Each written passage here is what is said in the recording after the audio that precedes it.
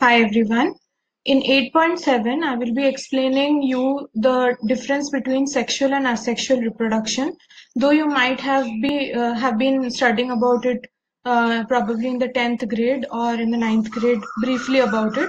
It is very important to refresh your memory on these topics and also some new terms that you will come across in this topic because you are clearly making connection right now how meiosis is very important for reproduction to happen normally and for the offsprings to be genetically resembling the species of their parents. Therefore, we need to know the two different types of reproduction.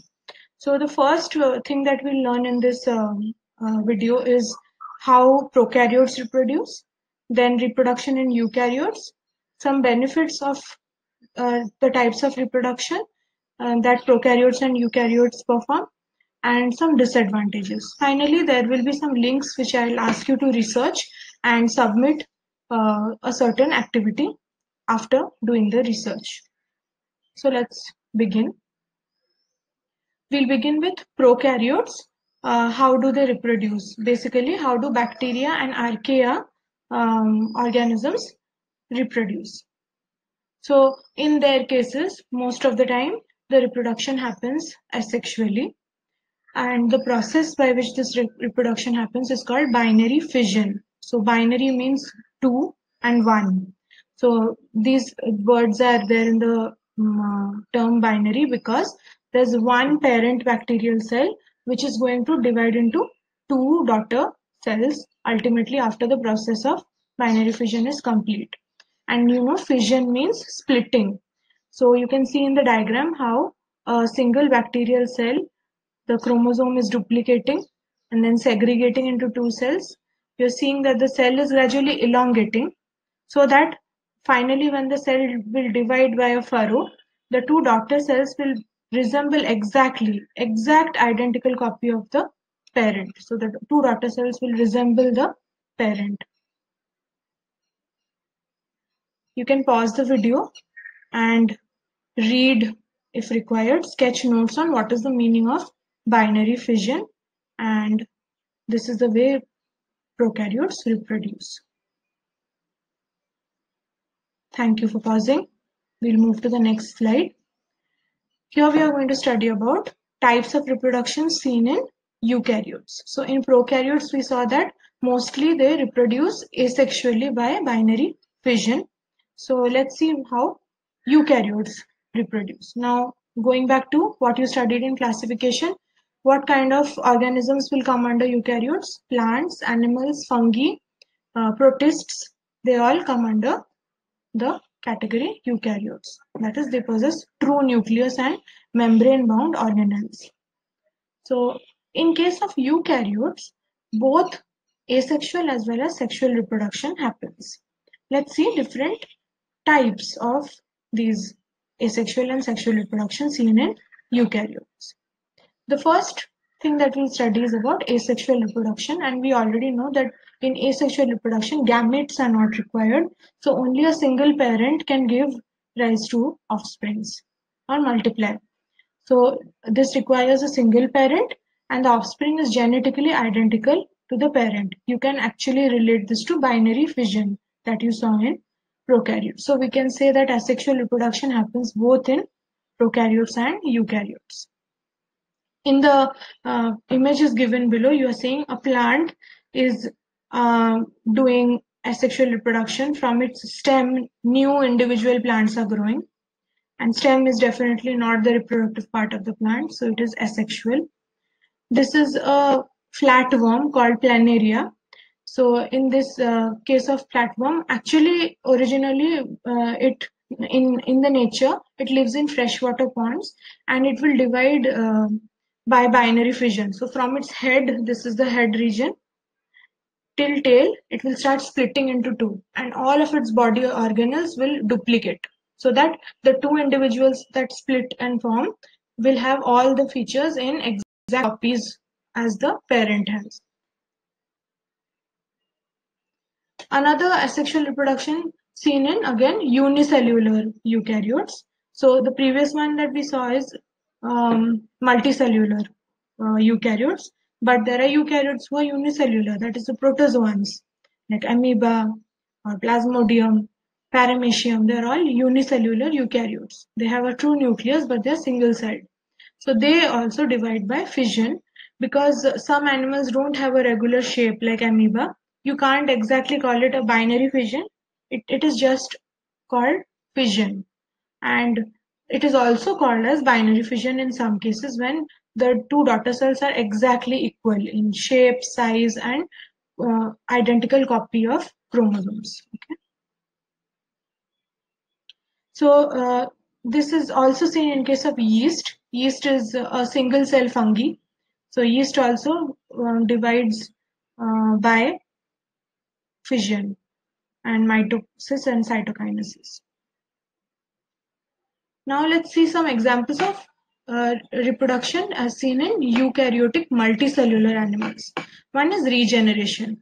So there are many small invertebrate animals who can easily regrow a part of their body which is damaged or cut. Okay, you remember you saw the image of the flatworm. So if you cut that flatworm into three halves, so or there is an accidental mishappening because of which the flatworm got cut into two halves, both the halves will regrow the parts that they have lost.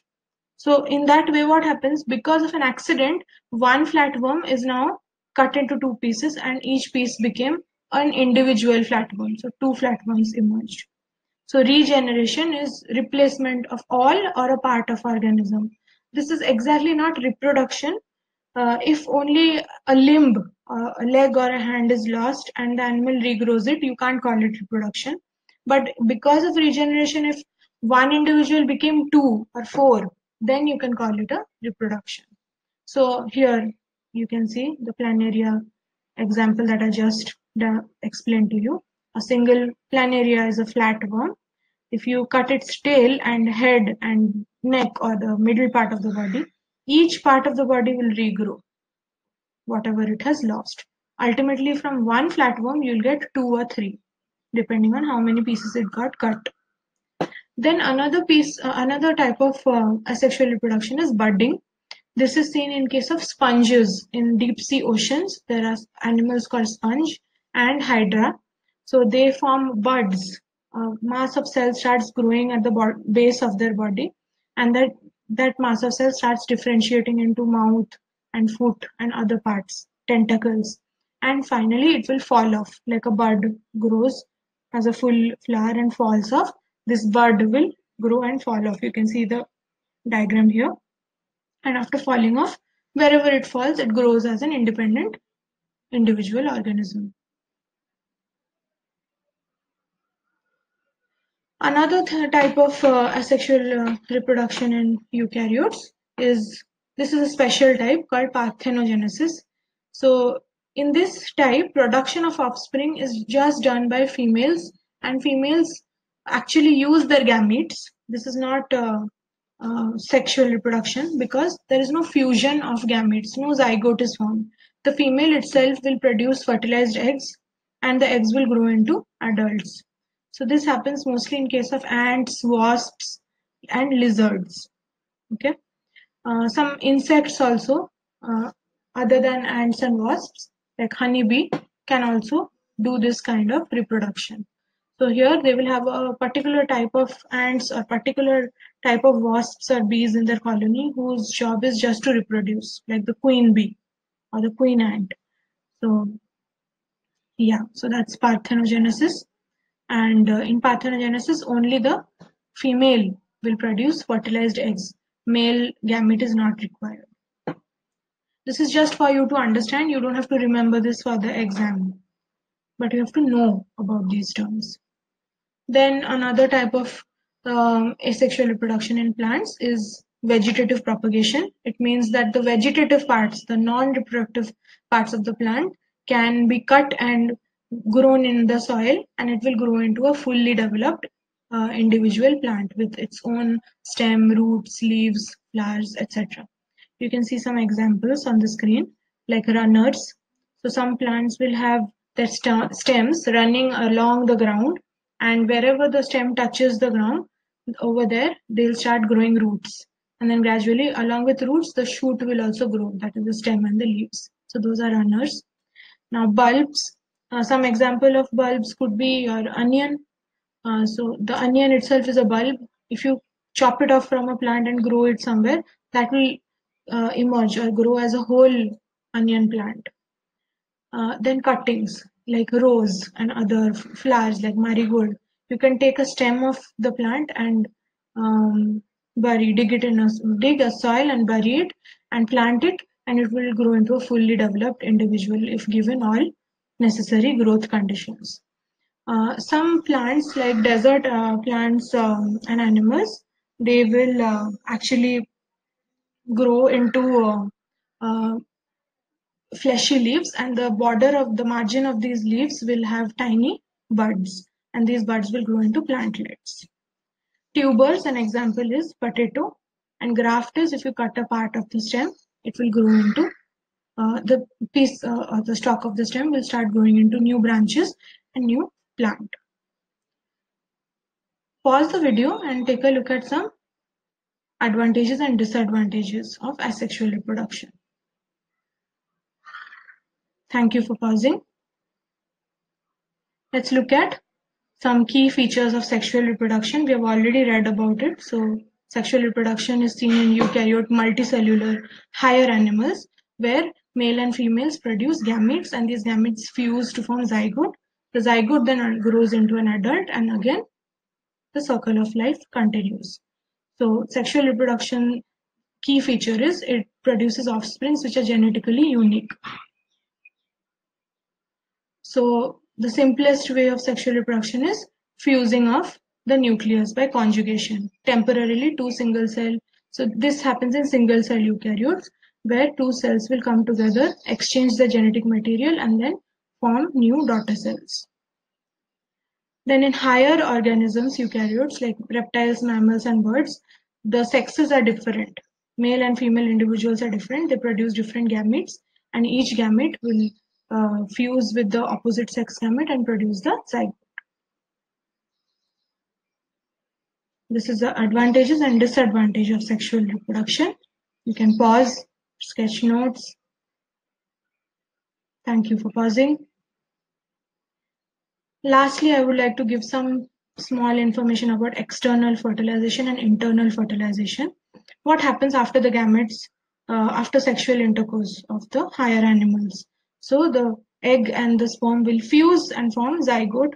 Sometimes in case of animals like fishes and amphibians, the female lays the egg first and the male will release the sperm over the eggs. So that is external fertilization. Here the zygote formation happens outside the female's body. And internal fertilization is what we see in case of reptiles and mammals and birds also, that the egg has to be fertilized inside the womb of the mother or the female. So that is internal fertilization. Hermaphrodites are type of organisms who possess both male and female reproductive system. And whichever reproductive system matures first in the life cycle, that gamete starts forming, and then later the other reproductive system also becomes active. So they can actually produce both the types of gametes in different parts of the year. Finally, this is your submission task. You will go through these 3 links that I have shared. They're really good resources on understanding types of reproduction in eukaryotes and prokaryotes. And you will make a pamphlet or a one-pager and outline whatever you have learned, whatever you want to feature in your pamphlet or a one-pager about sexual and asexual reproduction in prokaryotes and eukaryotes. Create that. You can create it online, or you can draw on a sheet of paper and sketch it out and share it as your submission. That's all. Thank you.